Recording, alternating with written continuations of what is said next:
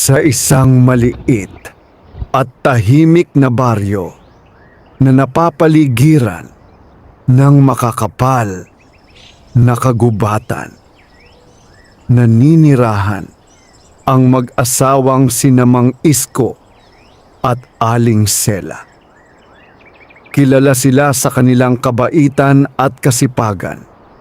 Ngunit sa kabila ng maayos nilang pamumuhay, may isang bagay na matagal nang nagpapabigat sa kanilang mga puso.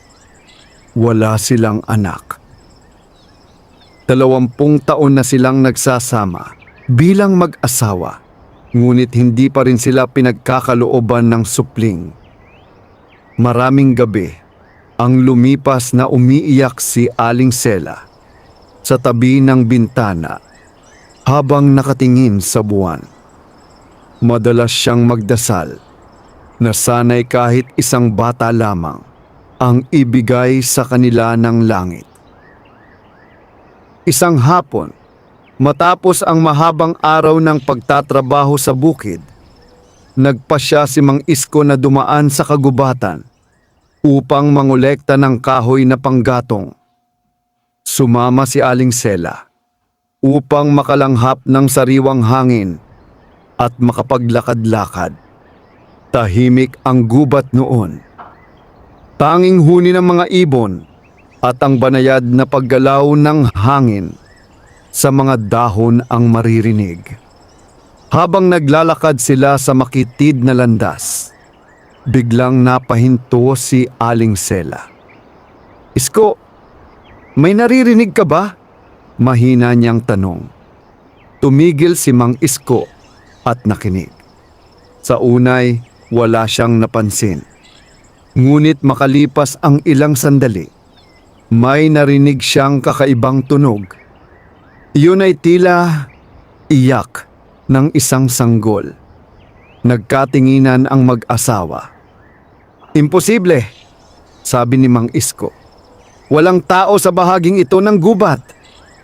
Ngunit malinaw na malinaw ang tunog. Isang mahinang iyak na tila nagmumula sa mas malalim na bahagi ng kagubatan. Hindi nag-atubili si Aling Sela. "Hanapin natin," sabi niya. Sinundan nila ang tunog, habang maingat na tinatahak ang makapal na damo at mga ugat ng puno. Habang papalapit sila sa pinagmumulan ng iyak, lalo itong lumilinaw hanggang sa makarating sila sa isang malaking punong balete. Napakalawak ng puno at tila matagal na itong nakatayo roon. Ang mga ugat nito ay parang mga ahas na gumagapang sa lupa. Mula sa ilalim ng punong iyon, nanggagaling ang iyak. Lumapit si Mang Isko at maingat na sumilip sa pagitan ng mga ugat. Bigla siyang napaatras. "Isko, ano yon?" Nag-aalalang tanong ni Aling Sela. Hindi agad nakapagsalita si Mang Isko. Maya-maya ay muling sumilip si Aling Sela. At doon niya nakita, sa gitna ng mga ugat ng balete, ay may nakabalot na maliit na tela. Sa loob nito ay isang sanggol na umiiyak. Napakaliit nito, ngunit napakaganda ng mukha. Maputi ang balat at tila may kakaibang liwanag na nagmumula sa kanyang katawan. "Isko, isang sanggol!" Nanginginig na, sabi ni Aling Sela. Dahan-dahang binuhat ni Mang Isko ang bata. Agad na tumigil sa pag-iyak ang sanggol at tumingin sa kanila. Ang mga mata nito ay kakaiba. Tila kumikislap sa ilalim ng sinag ng araw na sumisingit sa mga dahon. "Paano siya napunta rito?" tanong ni Aling Sela. Walang bakas ng ibang tao sa paligid. Ang bakas ng paa. Walang palatandaan na may nag-iwan ng bata. Tila bigla na lamang itong lumitaw. "Hindi natin siya pwedeng iwan dito," sabi ni Mang Isko. Mahigpit na niyakap ni Aling Sela ang sanggol. Sa sandaling iyon ay tila may kakaibang init na dumaloy sa kanyang dibdib. Isang pakiramdam na matagal na niyang hinintay. "Isko, baka ito na ang sagot sa dasal natin," mahina niyang sabi. Matagal na nag-isip si Mang Isko. Alam niyang may misteryo sa batang ito. Ngunit nang makita niya ang mga luha sa mata ng kanyang asawa, tila naglaho ang lahat ng pag-aalinlangan. "Sige," sabi niya sa wakas. "Palalakihin natin siya bilang sarili nating anak." Ngumiti si Aling Sela habang pinupunasan ang mga luha. Dahan-dahan nilang iniwan ang balete at nagsimulang bumalik sa baryo. Dala ang sanggol na tila mahimbing nang natutulog sa bisig ni Aling Sela. Ngunit hindi nila napansin ang kakaibang bagay. Sa taas ng punong balete, may mga maliit na liwanag na tila nagmamasid sa kanila. Mga liwanag na kumikislap na parang mga bituin. At sa likod ng mga dahon ay may isang anyong hindi ganap na nakikita. Isang nilalang na may mapusyaw na balat at kumikislap na mga mata. Tahimik nitong pinanood ang pag-alis ng mag-asawa. At sa mahina ngunit malinaw na tinig, bumulong ito sa hangin. "Ingatan ninyo ang batang iyan dahil siya ay hindi karaniwang bata. Siya ang sanggol ng engkanto." Lumipas ang mga araw matapos matagpuan ni Mang Isko at Aling Sela ang sanggol sa ilalim ng punong balete. Mula nang dalhin nila ito sa kanilang maliit na kubo sa gilid ng baryo, tila nagbago ang kanilang mundo. Ang bahay na dati tahimik at puno ng pangungulila ay napuno ng buhay at saya. Pinangalanan nila ang bata na Amando, na ang ibig sabihin ay minamahal. Araw-araw ay inaalagaan siya ni Aling Sela na parang isang mahalagang biyaya mula sa langit. Sa wakas ay naranasan na niya ang matagal na niyang pinangarap, ang maging ina. Si Mang Isko naman ay lalo pang nagsikap sa bukid upang masigurong may sapat silang pagkain para sa kanilang pamilya. Ngunit hindi nagtagal. Napansin nila ang ilang bagay na kakaiba sa bata. Isang gabi, habang pinapatulog ni Aling Sela si Amando, napansin niyang tila may banayad na liwanag na nagmumula sa katawan ng bata. Sa una ay inakala niyang guni-guni lamang iyon. Ngunit nang patayin niya ang ilawan, mas lalo niyang nakita ang kakaibang sinag na iyon. Parang malambot na liwanag ng buwan na bumabalot sa bata. Kinabukasan ay sinabi niya ito kay Mang Isko. "Isko, parang may kakaiba sa bata," mahina niyang sabi habang naghahanda ng pagkain. Napakunot ang noo ni Mang Isko. "Ano ang ibig mong sabihin?" "Parang may liwanag na lumalabas sa kanya kagabi." Sandaling natahimik si Mang Isko. Naalala niya ang araw na natagpuan nila ang bata sa ilalim ng balete. Alam niyang ang balete ay isang punong madalas inuugnay sa mga nilalang ng kagubatan, mga diwata, duwende, at mga engkanto. Ngunit ayaw niyang isipin iyon. "Siguro guni-guni mo lang," sabi niya, upang pakalmahin ang asawa. Ngunit makalipas ang ilang linggo, ay may nangyaring mas kakaiba. Isang umaga, habang nagtatrabaho si Mang Isko sa bukid, dinala ni Aling Sela si Amando upang maupo sa lilim ng isang puno. Bigla na lamang lumakas ang hangin kahit maliwanag ang araw. Ang mga dahon ng mga puno ay sabay-sabay na kumaluskos na parang may dumaan na hindi nakikita. Napansin ni Aling Sela na ang mga ibon ay nagsimulang lumapit sa bata. Isa-isa silang dumapo sa paligid nito. May mga maya na nakaupo sa lupa. May mga paro-parong umiikot sa ibabaw ng ulo ni Amando. Ang bata naman ay nakangiti lamang habang nakatingin sa kanila. Tila hindi siya natatakot. Sa halip, tila nakakaintindi siya sa mga ito. Hindi nagtagal ay napansin din ito ng ibang taga-baryo. Parang kakaiba ang batang iyan. Bulong ng isang matandang babae habang naglalakad sa daan. Napansin mo ba? Parang sinusundan siya ng mga ibon. Unti-unting kumalat ang mga usap-usapan. May nagsasabing mapalad ang bata. May nagsasabing may basbas ng kalikasan. Ngunit may ilan ding nagsimulang mag-alala.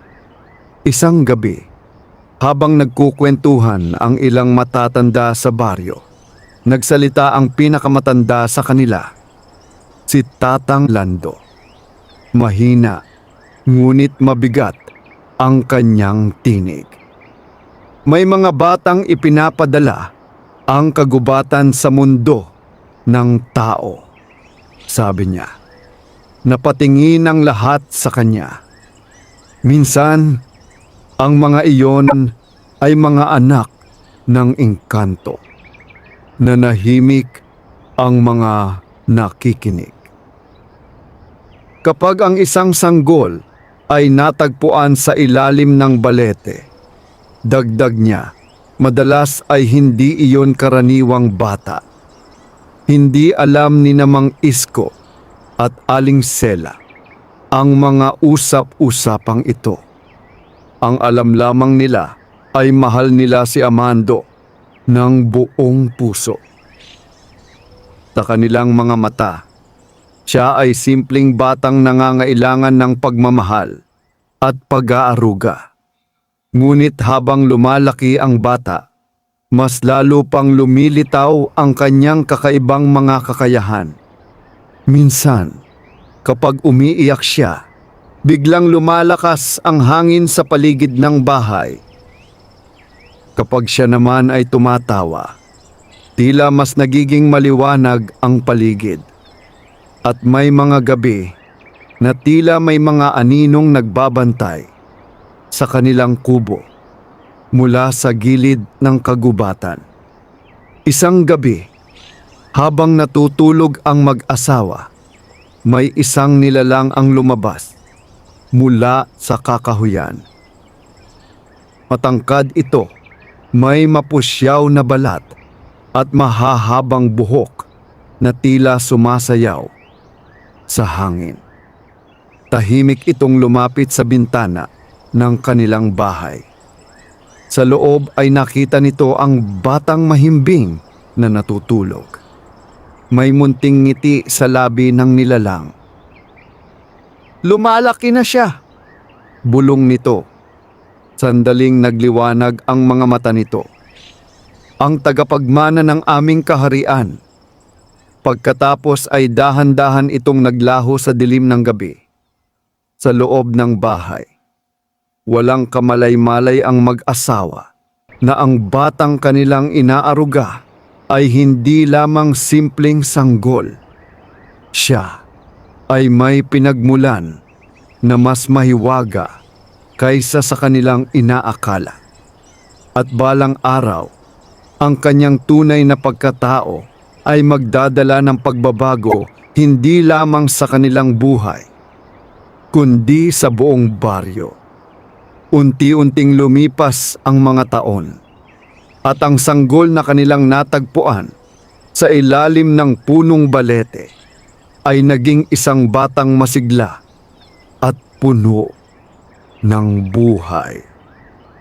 Si Amando ay lumaki na tila isang karaniwang bata sa baryo, tumatakbo sa bukid, nakikipaglaro sa ibang mga bata at tumutulong kay Mang Isko sa maliliit na gawain.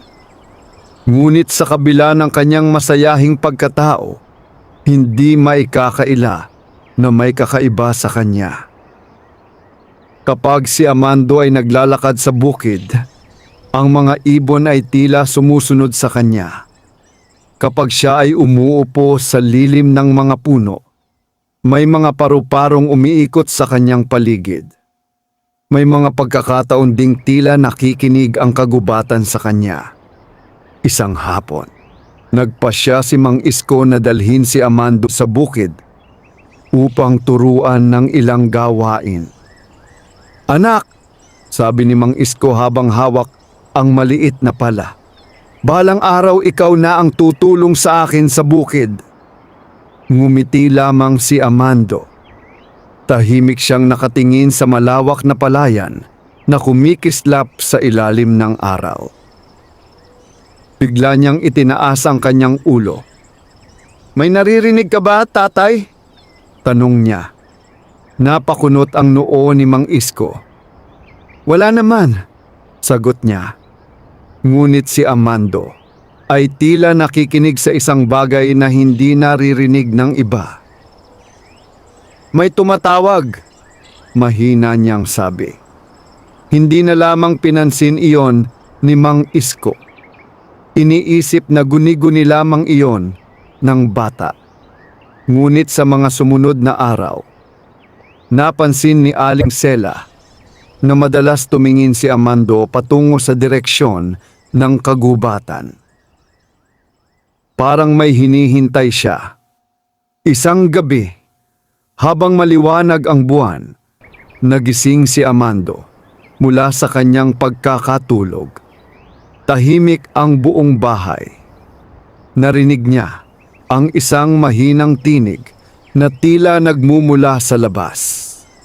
Isang tinig na banayad, ngunit malinaw. "Amando!" Napaupo siya sa kanyang higaan. "Amando!" Muli niyang narinig ang tawag. Dahan-dahan siyang bumangon at lumabas ng bahay nang hindi napapansin ni Mang Isko at Aling Sela. Sa labas ay malamig ang hangin ng gabi.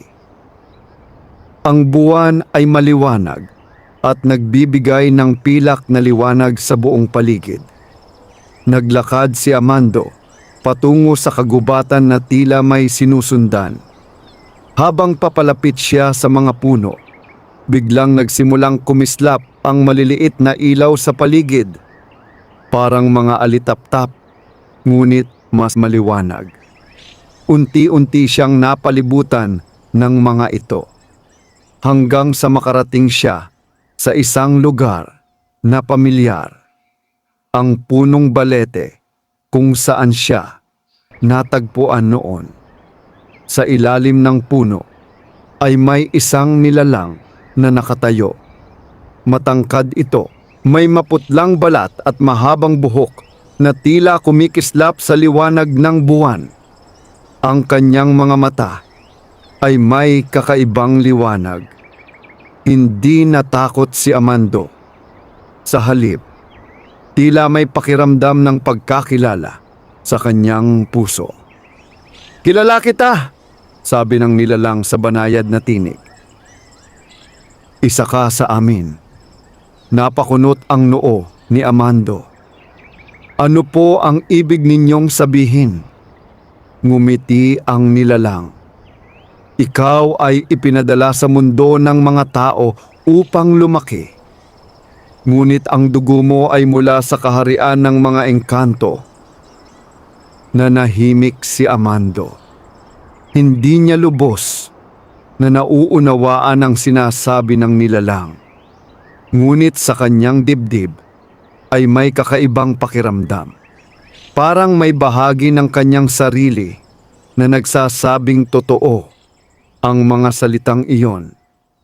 Ikaw ay mahalaga, patuloy ng nilalang. Balang araw, kailangan mong bumalik sa aming mundo. Biglang umihip ang malakas na hangin sa kagubatan. Ang mga dahon ay sabay-sabay na kumaluskos. At sa sandaling iyon ay may malakas na liwanag na lumabas mula sa katawan ni Armando. Napaatras ang nilalang, tila nagulat. Malakas na ang kapangyarihan niya, bulong nito. Mas maaga kaysa sa aming inaasahan. Sa baryo, nagising si Aling Sela. May kakaibang pakiramdam sa kanyang dibdib. Tumingin siya sa higaan ni Armando, ngunit wala na roon ang bata. Bigla siyang kinabahan. Isko! Sigaw niya. Agad nagising si Mang Isko. Wala si Armando! Dali-dali silang lumabas ng bahay upang hanapin ang bata. Habang tumatakbo sila papunta sa kagubatan, napansin nilang may kakaibang liwanag na nagmumula sa direksyon ng punong balete. Hindi nila alam na sa gabing iyon ay nagsisimula ng magising ang tunay na kapangyarihan ng batang kanilang inampon. Isang kapangyarihang hindi lamang makakapagpabago sa kanilang buhay, kundi magbubukas ng pintuan sa pagitan ng mundo ng tao at mundo ng engkanto. Sa ilalim ng maliwanag na buwan, nakatayo si Armando sa harap ng matandang punong balete. Ang hangin sa paligid ay tila nagbago. Mas malamig, mas mabigat, at puno ng misteryo. Ang nilalang na nakaharap sa kanya ay tahimik lamang na nagmamasid. Hindi mo pa nauunawaan ang iyong kapangyarihan, sabi nito sa mahinahong tinig. Ngunit darating ang araw na kakailanganin mo itong gamitin. Hindi pa rin lubos na naiintindihan ni Armando ang mga sinasabi ng nilalang. Siya ay bata pa, at ang tanging alam niya ay ang simpleng buhay kasama sina Mang Isko at Aling Sela. Gusto ko pong umuwi, sabi niya sa wakas. Sandaling nanahimik ang nilalang, tila nag-iisip. Ang iyong tahanan ay hindi lamang sa mundo ng tao, sagot nito. Ngunit hindi pa ngayon ang oras upang malaman mo ang lahat. Sa sandaling iyon ay biglang may narinig na ingay mula sa di kalayuan. Ang tunog ng mga taong tumatakbo sa kagubatan. Armando! Sigaw ni Aling Sela. Agad na palingon ang bata. Si Mang Isko at Aling Sela ay nagmamadaling papalapit sa kanya. Halatang puno ng pag-aalala. Pagbalik ng tingin ni Armando sa nilalang, wala na ito. Tanging ang mga kumikislap na liwanag na lamang ang natira sa paligid ng punong balete. Anak! Sigaw ni Aling Sela habang niyayakap siya ng mahigpit. Bakit ka lumabas? Hinahanap ka namin. Narinig ko po kasi ang may tumatawag, sagot ni Armando.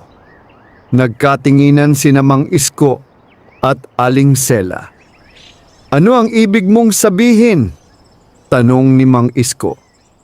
May lalaki po dito kanina, sabi ni Armando habang nakatingin sa punong balete. Napakunot ang noo ni Mang Isko. Sinilip niya ang paligid, ngunit wala siyang nakitang kahit na sino. Tanging ang malamig na hangin at ang mga dahong kumakaluskos ang naririnig. Wala namang tao dito, sabi niya. Ngunit sa kanyang puso ay may bahagyang kaba. Alam niyang ang punong balete ay hindi basta ordinaryong puno. Tahimik silang naglakad pabalik sa bahay. Ngunit habang papalayo sila sa gubat, napansin ni Mang Isko ang kakaibang bagay. Ang mga alitaptap ay tila sumusunod kay Amando. At bawat hakbang ng bata ay tila may bahagyang liwanag na nagmumula sa kanyang katawan. Pagdating sa bahay ay pinatulog nila si Amando.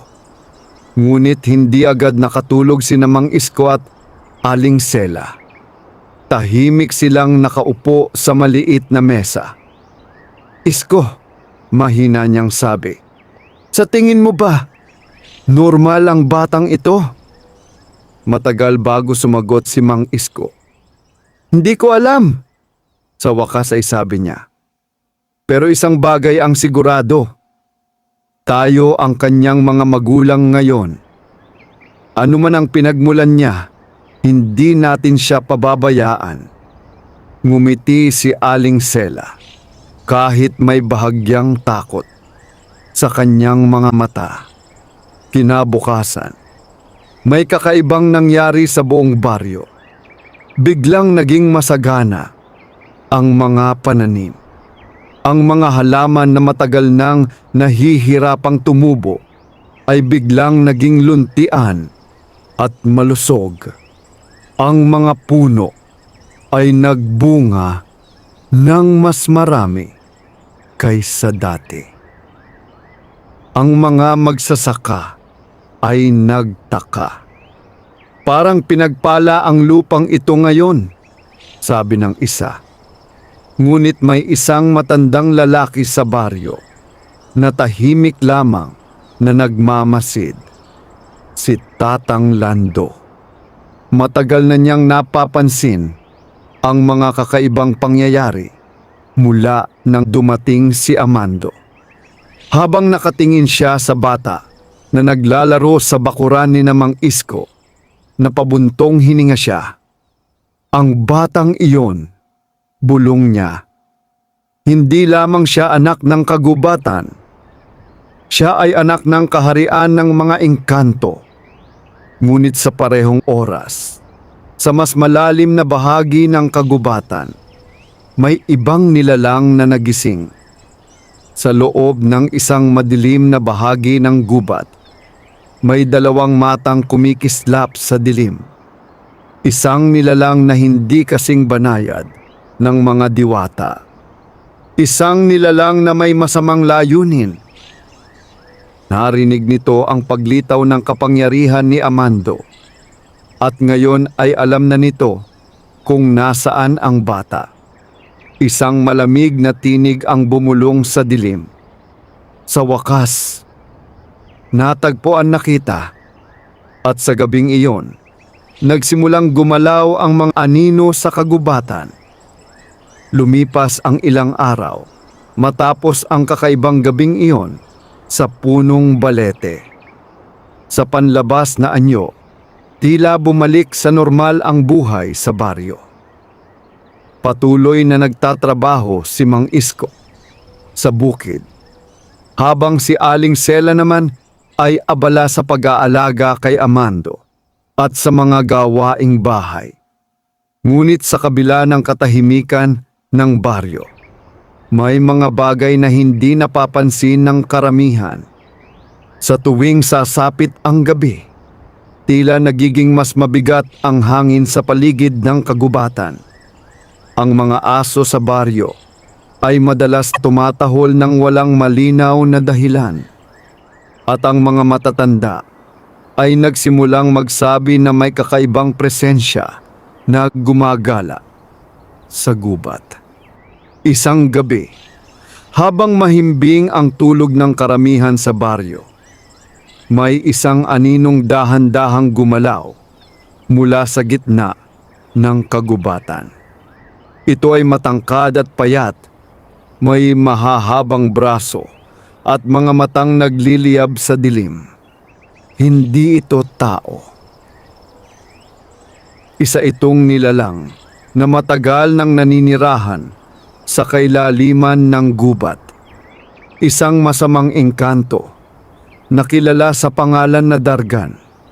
Matagal nang nawala si Dargan sa kaharian ng mga engkanto matapos siyang itaboy dahil sa kanyang kasakiman sa kapangyarihan. Ngunit nang maramdaman niya ang kakaibang enerhiya na nagmumula sa baryo, agad niyang nakilala kung ano iyon.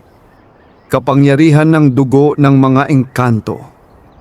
Isang tagapagmana, bulong niya habang naglalakad sa dilim. Ang kanyang mga mata ay kumislap sa kasamaan. Kung makukuha ko ang batang iyon, magiging akin ang kapangyarihan ng dalawang mundo. Dahan-dahan siyang lumapit sa gilid ng baryo. Sa di kalayuan ay nakita niya ang maliit na kubo ni Namang Isko. Mula sa loob nito ay mararamdaman ng kakaibang liwanag ng kapangyarihan ni Amando. Ngunit hindi lamang si Dargan ang nakabantay. Sa taas ng mga puno, may maliliit na ilaw na kumikislap. Ang mga diwata ng kagubatan ay nagmamasid. Alam nilang may panganib na paparating. Sa loob ng bahay, mahimbing na natutulog si Amando. Ngunit bigla siyang napakunot ang noo. Tila may masamang presensya siyang nararamdaman kahit sa kanyang pagtulog. Sa labas ng bahay, dahan-dahang lumapit si Dargan. Ang kanyang mga paa ay halos hindi gumagawa ng tunog sa lupa. Iniunat niya ang kanyang kamay patungo sa pintuan. Ngunit sa sandaling iyon ay biglang umihip ang malakas na hangin. Ang mga puno sa paligid ay sabay-sabay na kumaluskos. Ang mga alitaptap ay biglang nagliwanag at umikot sa paligid ng bahay. Napaatras si Dargan. Bulong niya. Pinoprotektahan ka ng kagubatan. Ngunit ngumiti lamang siya. Hindi habang buhay. Sa loob ng bahay ay biglang nagising si Amando. Umupo siya sa kanyang higaan. Tay, mahina niyang tawag. Nagising si Mang Isko. Ano yon, anak? May masamang tao sa labas. Agad na bumangon si Mang Isko.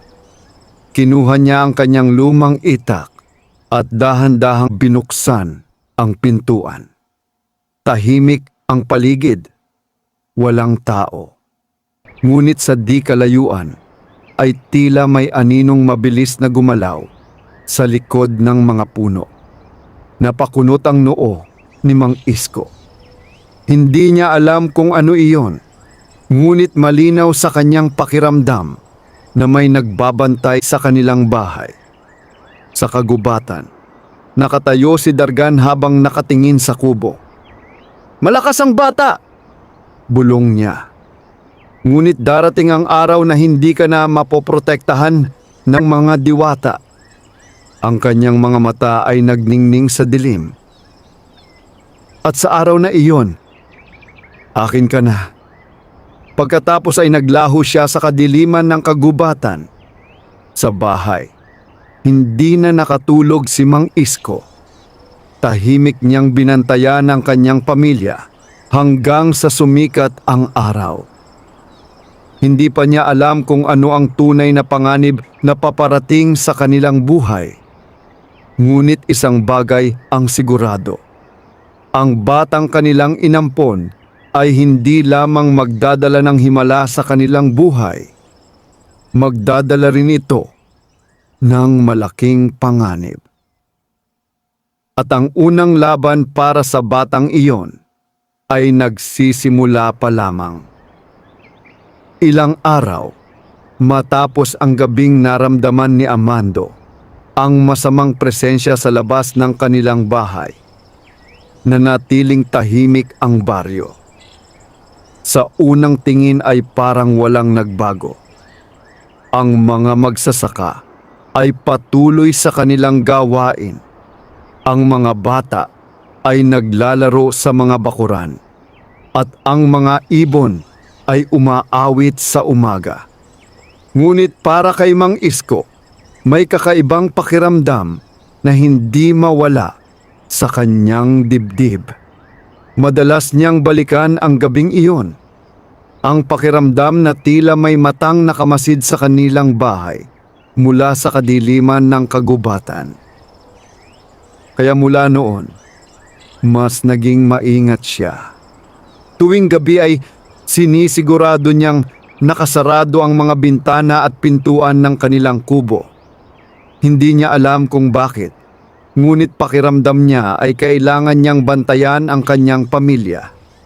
Isang gabi, habang malakas ang hangin sa labas at tila may paparating na bagyo, nagising si Amando mula sa kanyang pagkakatulog.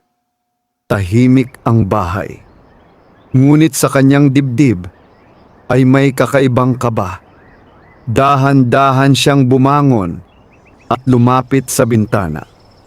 Sa liwanag ng buwan ay nakita niya ang isang maitim na anyo na nakatayo sa gilid ng kanilang bakuran. Ang mga mata nito ay tila kumikislap sa dilim. Nanlamig ang katawan ni Amando. "Tay!" mahina niyang tawag. Agad nagising si Mang Isko. "Ano iyon, anak?" May nanginginig sa tinig ni Amando. Bumalik na po siya. Napabangon si Mang Isko at mabilis na lumapit sa bintana. Sa una ay wala siyang nakita. Ngunit maya-maya ay may gumalaw sa likod ng mga puno. Isang matangkad na anino ang dahan-dahang lumabas sa dilim. Ito ay si Dargan. Ngunit sa pagkakataong ito, hindi na siya nagtatago. Lumapit siya sa bakuran habang ang hangin sa paligid ay lalong lumalakas. Ang mga puno ay yumuyuko sa lakas ng hangin na tila sumusunod sa kanyang presensya. Nagising si Aling Sela. "Isko, ano yun?" Hindi agad nakasagot si Mang Isko. Nararamdaman niyang hindi ordinaryong tao ang nilalang na yon. "Manatili ka sa loob," sabi niya habang hawak ang kanyang itak. Lumabas siya ng bahay. "Umalis ka sa aming bakuran!" sigaw niya. Ngunit ngumiti lamang si Dargan. Isang malamig at mapanganib na ngiti. "Hindi ako naparito para sa iyo," sabi niya. "Napunta ako rito para sa bata." Nanlamig ang dugo ni Mang Isko. "Hindi mo siya makukuha." Biglang nagdilim ang paligid. Ang hangin ay umikot na parang isang maliit na bagyo sa bakuran. Sa loob ng bahay ay naramdaman ni Amando ang matinding takot. Ngunit kasabay nito ay may kakaibang init na dumaloy sa kanyang katawan. Ang kanyang mga kamay ay nagsimulang kumislap sa banayad na liwanag. Sa labas, itinaas ni Dargan ang kanyang kamay. Ang mga anino sa paligid ay tila gumalaw na parang buhay. Ngunit sa sandaling iyon ay may nangyaring hindi niya inaasahan. Mula sa loob ng bahay ay biglang sumabog ang isang maliwanag na liwanag. Napaatras si Dargan. Ang liwanag ay nagmula kay Amando na nakatayo na ngayon sa pintuan ng kanilang bahay. Ang kanyang katawan ay napapalibutan ng banayad ngunit malakas na liwanag. Ang mga anino ni Dargan ay tila nasusunog sa liwanag na iyon. Napakunot ang noo ng masamang engkanto. Ang lakas ng kapangyarihan mo, bulong niya. Ngunit hindi pa siya umatras. Sa halip ay ngumiti siya. Mas lalo kitang gugustuhing makuha. Ngunit bago pa siya makalapit, biglang may lumitaw na isa pang liwanag mula sa kagubatan. Isang anyo ang bumaba mula sa mga puno. Isang nilalang na may mapusiyaw na balat at kumikislap na mga mata. Ito ang parehong nilalang na nakita ni Amando noon sa punong balete. Isang tagapagtanggol ng kaharian ng mga engkanto. "Umalis ka rito, Dargan!" sabi nito sa malamig na tinig. Nagkatinginan ang dalawang nilalang. Sandaling natahimik ang hangin. Ngunit sa huli ay umatras si Dargan. "Hindi pa ito ang huling pagkikita natin," sabi niya bago siya tuluyang naglaho sa dilim ng kagubatan. Unti-unting nawala ang kakaibang hangin sa paligid. Ang liwanag sa katawan ni Amando ay humina hanggang sa tuluyan itong mawala. Napaupo ang bata sa lupa, tila pagod na pagod. Mabilis siyang nilapitan ni Namang Isko at Aling Sela. "Anak!" sigaw ni Aling Sela habang niyayakap siya. Sa di kalayuan ay nakatayo pa rin ang nilalang mula sa kagubatan. Tahimik itong nakatingin sa bata. "Hindi na maitatago ang kanyang kapangyarihan," bulong nito sa sarili. Malapit na ang araw na kailangan niyang malaman ang kanyang tunay na pinagmulan. Pagkatapos ay naglaho rin ito sa kadiliman ng kagubatan. Sa gabing iyon, nagsimula ang unang tunay na laban para kay Amando. At ito pa lamang ang simula ng isang mas malaking digmaan na darating.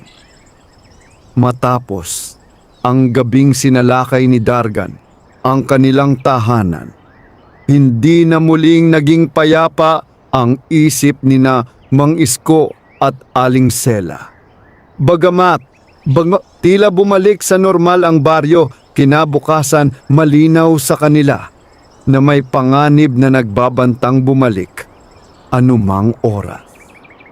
Maagang nagising si Mang Isko ng sumunod na umaga. Lumabas siya ng bahay at tumingin sa paligid ng kanilang bakuran. Ang mga halaman ay tila bahagyang nalanta sa bahagi kung saan tumayo si Dargan. Parang may malamig na anino na dumaan doon noong gabi. Habang iniisip niya ang mga nangyari, napansin niyang may isang taong nakatayo sa gilid ng kagubatan. Isang matangkad na lalaki na may maputlang balat at mahabang buhok na bahagyang sumasayaw sa hangin. Ang kanyang mga mata ay tila kumikislap kahit maliwanag ang araw. Dahan-dahang lumapit ang lalaki. Napahigpit ang hawak ni Mang Isko sa kanyang itak. "Sino ka?" matigas niyang tanong. Huminto ang lalaki sa ilang hakbang na layo mula sa kanya. "Huwag kang matakot," sabi nito sa kalmadong tinig. "Hindi ako naparito upang saktan kayo." Lumabas din si Aling Sela mula sa bahay. Nakita niya ang kakaibang lalaki at agad siyang kinabahan. "Isko!" Ngunit bago pa sila makapagsalita muli, lumabas si Amando mula sa bahay. Pagkakita pa lamang niya sa lalaki ay tila may kakaibang pagkilala sa kanyang mukha. "Ikaw po ang nakita ko sa punong balete," sabi ni Amando. Ngumiti ang lalaki. "Tama ka." Sandaling natahimik ang paligid. "Sino ka?" tanong ni Mang Isko. "Ang pangalan ko ay Arion," sagot ng lalaki. "Ako ay isa sa mga tagapangalaga ng kaharian ng mga engkanto." Nagkatinginan sina Mang Isko at Aling Sela. Ang mga salitang iyon ay tila mabigat sa kanilang pandinig. "Ang batang iyan," patuloy ni Arion habang nakatingin kay Amando, "ay hindi karaniwang bata." "Alam na namin iyon," sabi ni Mang Isko, bagamat may halong pangamba ang kanyang tinig. Ngumiti si Arion. Siya ay ipinadala sa mundo ng mga tao upang lumaki sa ligtas na lugar. Dahil sa kaharian ng mga engkanto, may mga puwersang gustong gamitin ang kanyang kapangyarihan. Katulad ng nilalang na nakita ninyo kagabi. Si Dargan. Napayuko si Aling Sela habang hawak ang kamay ni Amando. "Ano ang gusto niyang gawin sa bata?" tanong niya. "Kung makuha niya ang bata," sagot ni Arion, "magkakaroon siya ng kapangyarihan upang kontrolin ang parehong mundo ng tao at engkanto." Nanahimik ang lahat. Ang hangin sa paligid ay tila naging mas mabigat. Ngunit pagkatapos ay tumingin si Arion kay Mang Isko. "Ngunit huwag kayong mag-alala. Hindi ninyo siya haharapin ng mag-isa. Ako ay ipinadala upang bantayan ang bata." Lumapit siya kay Amando. "Ang iyong kapangyarihan ay nagsisimula pa lamang magising. Tuturuan kitang gamitin ito." Napakunot ang noo ni Amando. "Pero ayoko pong lumayo kina nanay at tatay." Ngumiti si Arion. "Hindi mo kailangang lumayo sa kanila. Ngunit kailangan mong matutong kontrolin ang iyong kapangyarihan. Sa baryo, may isang taong lihim na nagmamasid sa lahat ng ito. Si Tatang Lando. Nakatayo siya sa malayo habang pinagmamasdan ang pag-uusap sa bakuran ni Mang Isko. Matagal na niyang pinaghihinalaan ang pinagmulan ng bata. Ngayon ay tila nakumpirma na niya ang kanyang hinala. Ang batang iyon, bulong niya sa sarili. Hindi lamang anak ng engkanto. Maaaring siya ang susunod na pinuno ng kanilang kaharian. Habang nagaganap ang lahat ng ito, sa kailaliman ng kagubatan ay muling naglalakad si Dargan. Ang kanyang muka ay puno ng galit. "Isang tagapagtanggol," bulong niya. "Hindi sapat iyon upang pigilan ako." Ang kanyang mga mata ay nagningning sa kadiliman. "Kung hindi ko makuha ang bata sa lakas, hahanapin ko ang paraan upang sirain ang mga nagpoprotekta sa kanya." At sa sandaling iyon, nagsimula na ang mas madilim na plano. Sa baryo naman, walang kamalay-malay ang karamihan sa panganib na unti-unting lumalapit sa kanilang buhay. Ngunit para kay Amando, nagsisimula na ang bagong yugto ng kanyang kapalaran. Ang yugto kung saan kailangan niyang matutong harapin ang kapangyarihan na dumadaloy sa kanyang dugo. Ang kapangyarihan ng isang sanggol ng engkanto. Mula nang ipakilala ni Arion ang kanyang sarili bilang tagapagtanggol ng kaharian ng mga engkanto, nagsimulang magbago ang pang-araw-araw na buhay ni Mang Isko, Aling Sela at Amando. Bagamat nanatiling simple ang kanilang pamumuhay sa baryo, May mga sandaling tahimik na dinadalaw ni Arion ang kanilang bakuran upang turuan si Amando.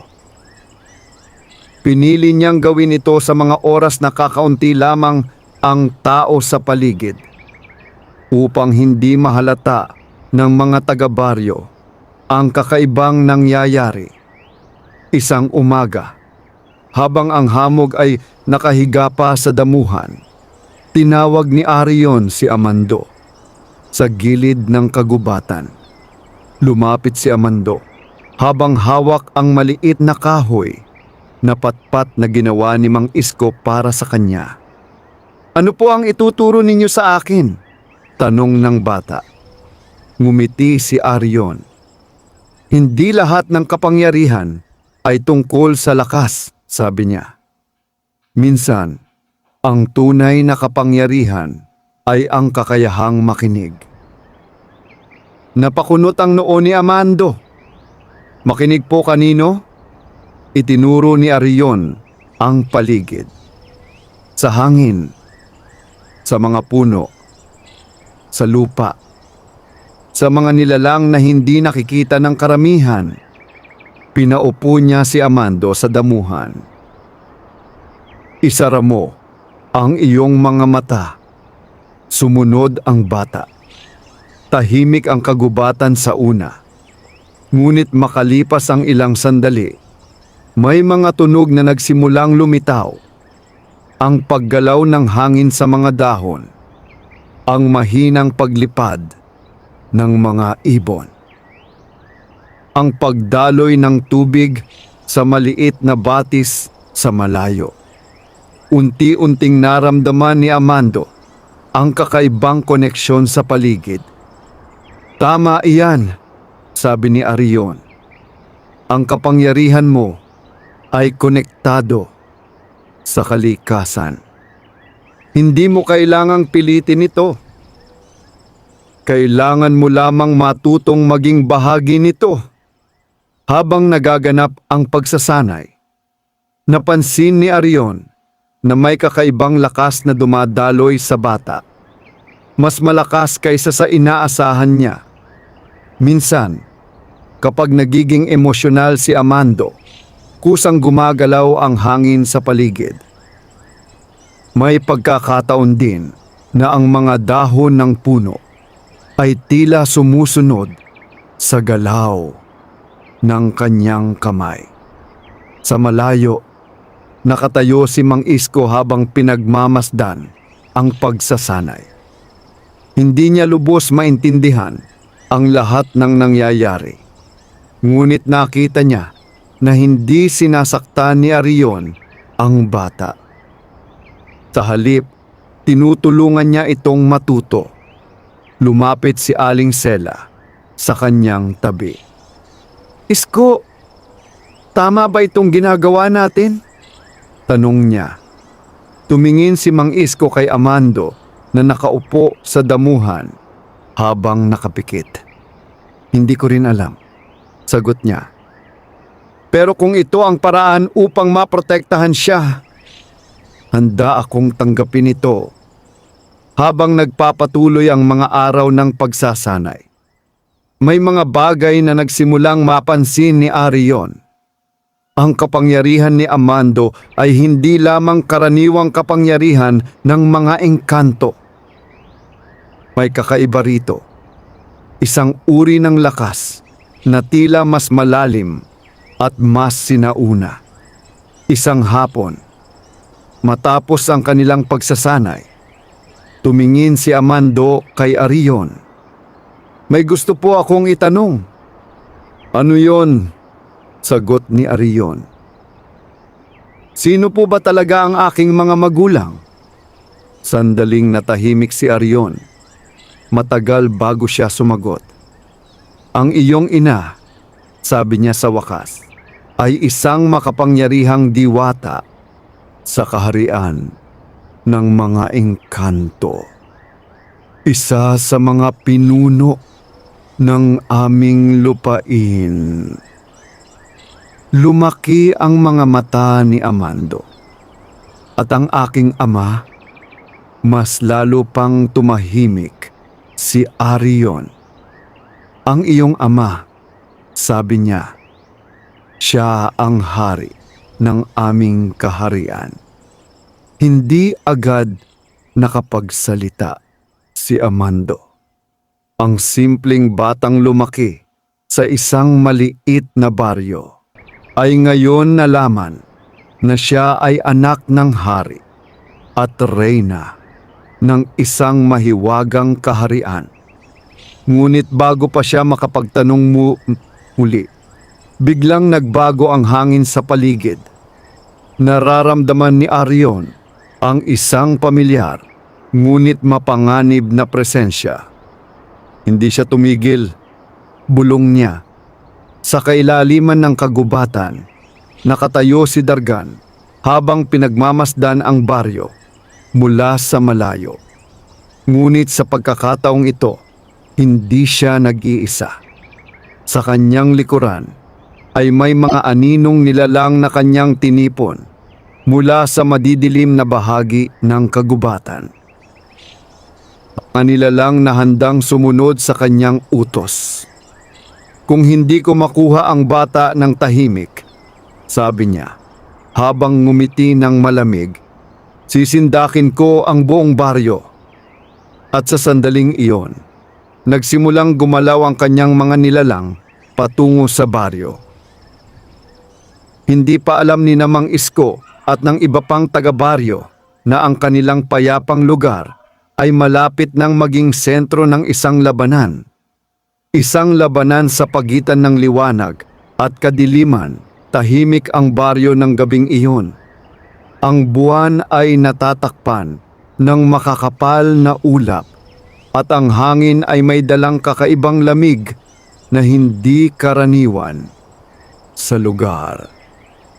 Ang mga aso sa baryo ay nagsimulang tumahol ng sunod-sunod, tila may nararamdaman na hindi nakikita ng mga tao.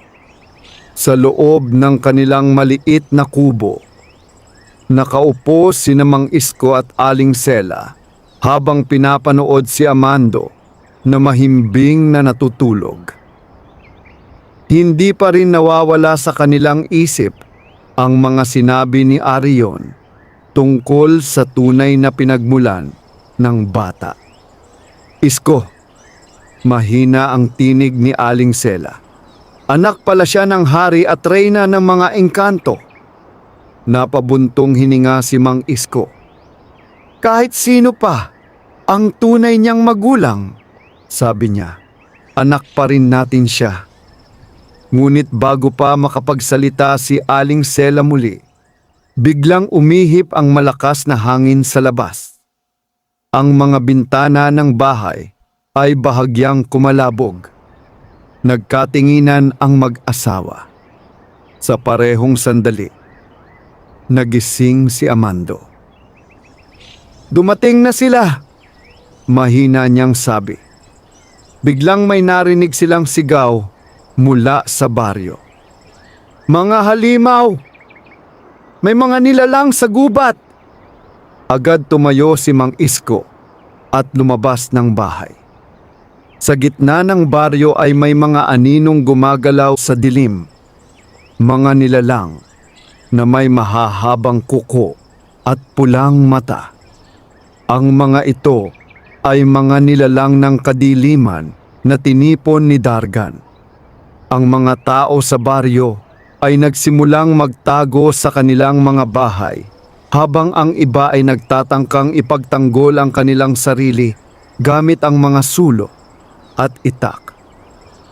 Sa gitna ng kaguluhan ay biglang lumitaw si Arion. Ang kanyang katawan ay kumikislap sa maliwanag na liwanag habang hinaharang niya ang mga nilalang na papalapit sa bahay ni Namang Isko. Pumunta kayo sa loob! Sigaw niya. Ngunit bago pa sila makapagtago, biglang lumitaw si Dargan sa gitna ng baryo.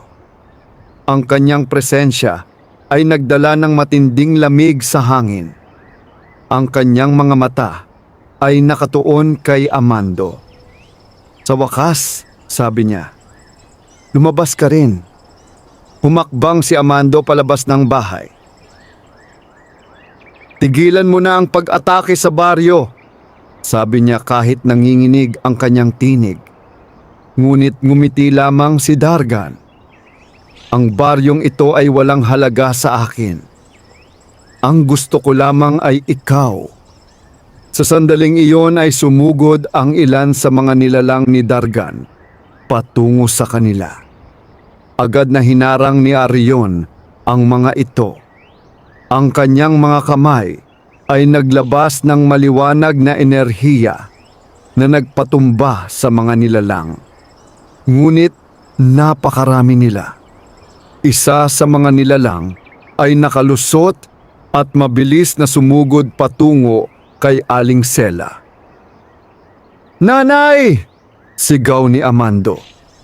Sa sandaling iyon ay may kakaibang nangyari.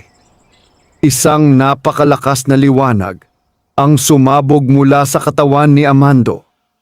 Ang liwanag ay kumalat sa buong baryo. Ang mga nilalang ni Dargan ay napaatras at tila nasusunog sa kapangyarihang iyon. Ang mga puno sa paligid ay kumaluskos habang ang hangin ay umiikot sa paligid ng bata. Napaatras maging si Dargan.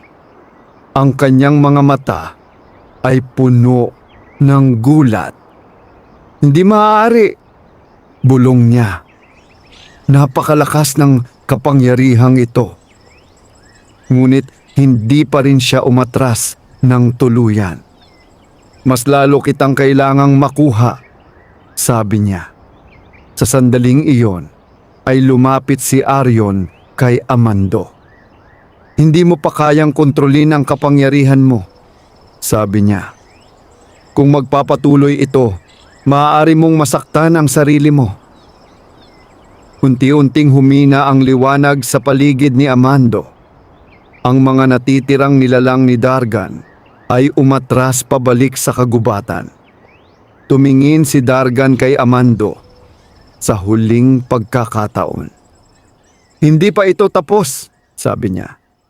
"At sa susunod na magkita tayo, akin ka na." Pagkatapos ay naglaho siya sa kadiliman kasama ang kanyang mga nilalang. Unti-unting bumalik ang katahimikan sa baryo. Ngunit ang mga tao ay nagtipon-tipon sa gitna ng lugar, puno ng takot at pagtataka sa kanilang nasaksihan. Sa gitna nila ay nakatayo si Amando, pagod ngunit ligtas. Lumapit si Mang Isko at mahigpit siyang niyakap. "Anak, ayos ka lang ba?"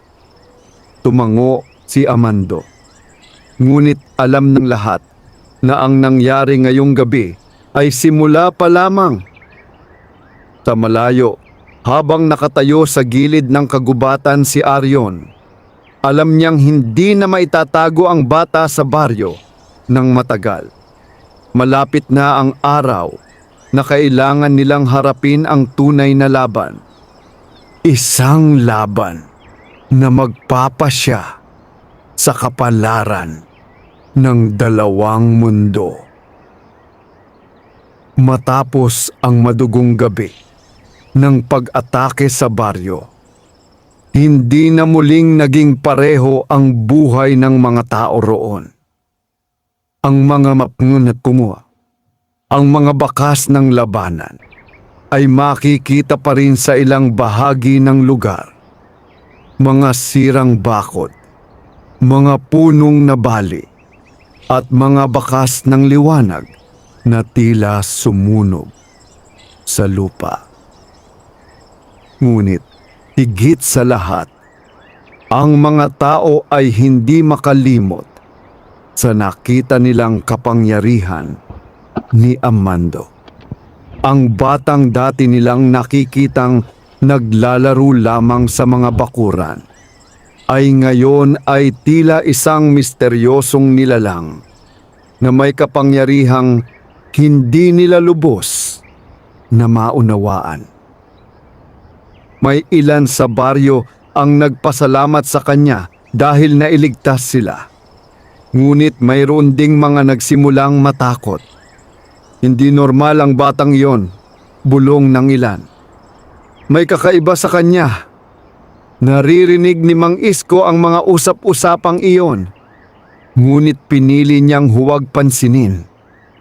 Para sa kanya, si Amando ay nananatiling anak na kanyang pinalaki. Ngunit alam niyang hindi na nila maitatago ang bata ng matagal. Kinabukasan ng umaga, muling dumating si Arion sa kanilang bahay.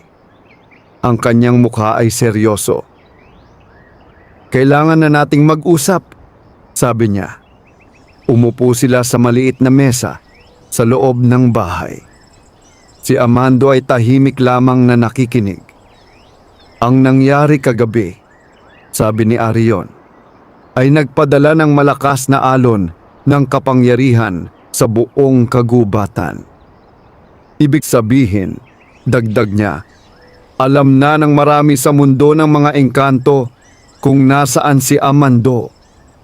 Tahimik ang mag-asawa. Ano ang ibig mong sabihin? Tanong ni Mang Isko. Huminga ng malalim si Arion. Panahon na upang dalhin si Amando sa kaharian ng mga engkanto. Nanlamig ang pakiramdam ni Aling Sela. Ibig mong sabihin, kukunin ninyo siya? Umiling si Arion. Hindi upang kunin, kundi upang ipakita sa kanya kung sino siya. Tumingin siya kay Amando. Ang iyong mga magulang ay matagal nang naghihintay sa iyo. Nanahimik ang bata. Sa kanyang puso ay may halo-halong emosyon. May bahagi sa kanyang nais malaman ang katotohanan tungkol sa kanyang pinagmulan. Ngunit may bahagi rin sa kanyang natatakot na iwan ang mga taong nagpalaki sa kanya. Lumapit si Aling Sela at hinawakan ang kanyang kamay. Anak, sabi niya habang pinipigilan ang luha, kahit saan ka man magpunta, anak ka pa rin namin. Napayakap si Amando sa kanya. Si Mang Isko naman ay tahimik lamang ngunit makikita ang lungkot sa kanyang mga mata. Lumipas ang ilang sandali bago muling nagsalita si Arion. Hindi ito panghabang buhay. Ngunit kailangan niyang makita ang kanyang pinagmulan. Kinagabihan, nagpunta sila sa kagubatan.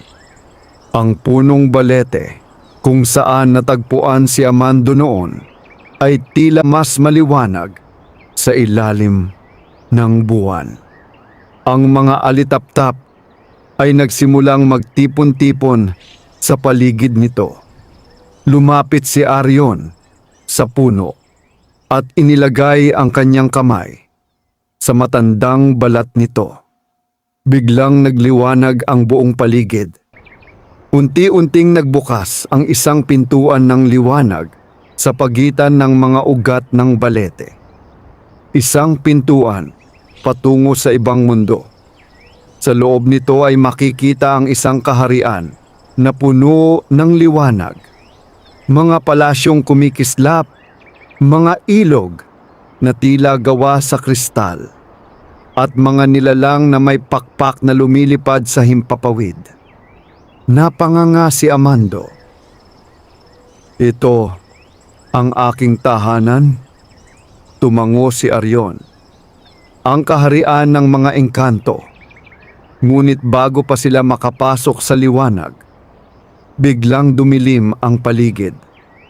Ang hangin ay naging malamig.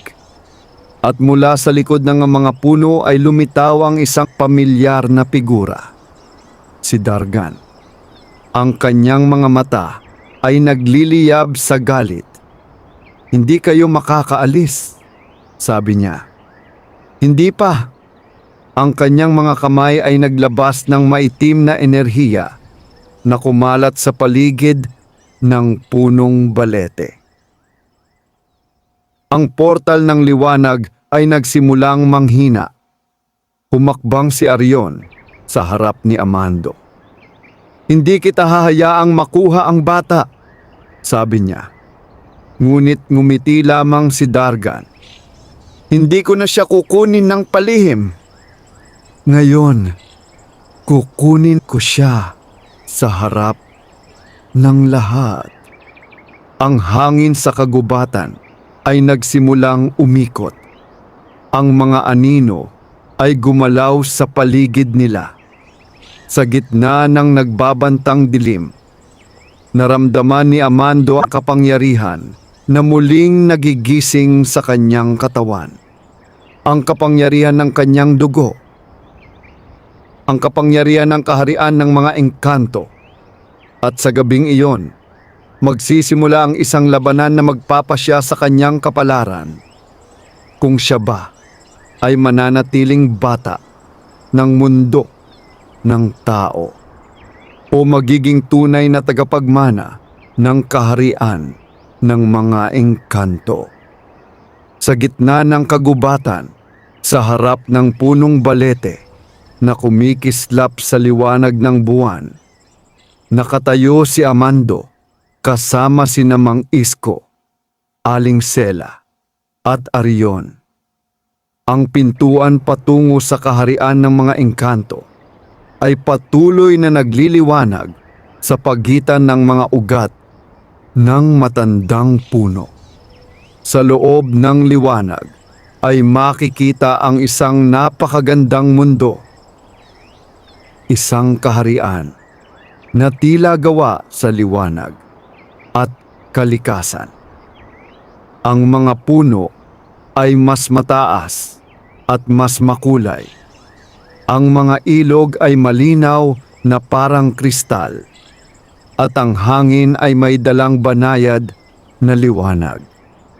Unti-unting humakbang si Amando papasok sa portal kasama si Arion. Bago siya tuluyang makapasok, humarap siya kina Mang Isko at Aling Sela. May luha sa mga mata ni Aling Sela habang hawak niya ang kamay ng bata. Anak, sabi niya, kahit saan ka man dalhin ng iyong kapalaran, huwag mong kalimutan na mahal ka namin. Tumango si Amando habang pinipigilan ang luha. Hindi ko po kayo kakalimutan. Lumapit si Mang Isko at inilagay ang kanyang kamay sa balikat ng bata. Maging matapang ka, sabi niya. At tandaan mo, ang tunay na lakas ng isang tao ay nasa kanyang puso. Pagkatapos ng huling yakap, humakbang si Amando papasok sa portal. Unti-unting naglaho ang liwanag ng portal mula sa kagubatan. At sa unang pagkakataon sa kanyang buhay, pumasok si Amando sa kaharian ng mga engkanto. Sa kabilang panig ng portal ay isang napakalawak na kaharian. Ang himpapawid ay may kulay na tila laging sumisiklab sa dapit hapon. Ang mga nilalang na may pakpak ay lumilipad sa paligid. At ang mga punong may kumikislap na dahon ay sumasayaw sa hangin. Sa gitna ng kaharian ay may isang malaking palasyo na gawa sa puting bato at kumikislap na kristal. Doon sila nagtungo. Habang papalapit sila sa palasyo, napansin ni Amando na maraming engkanto ang tumitingin sa kanya. May mga diwata na may pakpak na tila gawa sa liwanag. May mga duwende na tahimik na nagmamasid mula sa gilid ng mga puno. At lahat sila ay tila may paggalang sa bata. Pagdating nila sa harap ng palasyo ay bumukas ang malaking pintuan. Sa loob ng bulwagan ay may dalawang nilalang na nakatayo sa harap ng trono. Isang babae na may mahaba at makinang na buhok at isang lalaki na may matibay at marangal na tindig. Nang makita ng babae si Amando, agad siyang napahinto. Unti-unting tumulo ang luha sa kanyang mga mata. Amando, mahina niyang sabi. Napatingin si Amando kay Arion. Sila po ba? Tumango si Arion. Ang iyong ina at ama. Ang babae ay lumapit ng dahan-dahan. Ako ang iyong ina, sabi niya habang nanginginig ang tinig. Ako si Reyna Liraya. Ang lalaking nasa tabi niya ay lumapit din. At ako ang iyong ama, sabi nito. Ako si Haring Arbion, pinuno ng kaharian ng mga engkanto. Hindi agad nakapagsalita si Amando. Sa loob ng maraming taon, hindi niya alam kung sino ang kanyang tunay na mga magulang. Ngunit ngayon ay nakatayo sila sa harap niya. Lumapit si Reyna Liraya at niyakap ang bata. Matagal ka naming hinintay, sabi niya habang umiiyak. Upang maprotektahan ka mula sa mga kaaway, kinailangan naming ipadala ka sa mundo ng mga tao. Lumapit din si Haring Arvion at inilagay ang kanyang kamay sa balikat ni Amando. Ngunit ngayon, sabi niya, panahon na upang malaman ng kaharian ang kanilang tagapagmana. Sa loob ng palasyo ay nagtipon ng maraming nilalang ng kaharian. At sa unang pagkakataon, ipinakilala si Amando bilang prinsipe ng mga engkanto. Lumipas ang mga araw sa kaharian. Unti-unting natutunan ni Amando ang kanyang pinagmulan at ang kanyang mga kapangyarihan. Ngunit hindi niya nakalimutan ang baryong kanyang kinalakhan. Madalas niyang maalala sina Mang Isko at Aling Sela. Isang araw ay lumapit sa kanya si Haring Arvion. May nais kang sabihin, sabi ng hari. Tumango si Amando. Gusto ko pong bumalik minsan sa baryo, sabi niya. Doon ako lumaki. Ngumiti ang hari. Iyan ang dahilan kung bakit karapat-dapat kang maging pinuno balang araw. Hindi mo nakakalimutan kung saan ka nagmula. Makalipas ang ilang panahon, tuluyan nang nawala ang banta ni Dargan sa kaharian. Ang kapayapaan ay muling bumalik sa dalawang mundo. At si Amando, ang batang minsang natagpuan sa ilalim ng punong balete, ay lumaki bilang isang pinunong may mabuting puso. Isang prinsipe na nag-uugnay sa mundo ng mga tatao at mundo ng mga engkanto. At kahit naging bahagi siya ng isang mahiwagang kaharian, nanatili sa kanyang puso ang pagmamahal sa mag-asawang nagpalaki sa kanya, sina Mang Isko at Aling Sela. Dahil para kay Amando, hindi lamang dugo ang bumubuo sa isang pamilya, kundi ang pagmamahal na ibinibigay ng puso. At doon nagtatapos ang kwento ng batang minsang tinawag ng kagubatan, ang sanggol ng engkanto. Wakas.